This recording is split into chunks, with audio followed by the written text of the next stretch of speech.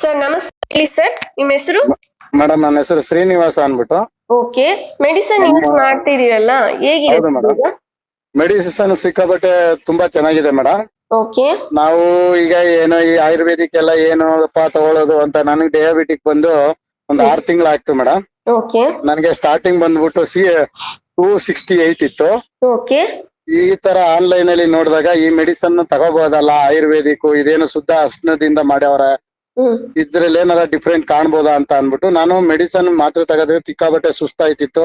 Okay ಸ್ವಲ್ಪ ಮೂಸನ್ ಗೀಸನ್ ಎಲ್ಲ ಜೈಸ್ತಿ ಹೋಯ್ತಿತ್ತು, travel ಮಾಡಕ್ ಆಗ್ತಿರ್ಲಿಲ್ಲ. ಓಕೆ ಈ ತರ ಪ್ರಾಬ್ಲಮ್ ಆಗ್ತಾ ಇತ್ತು.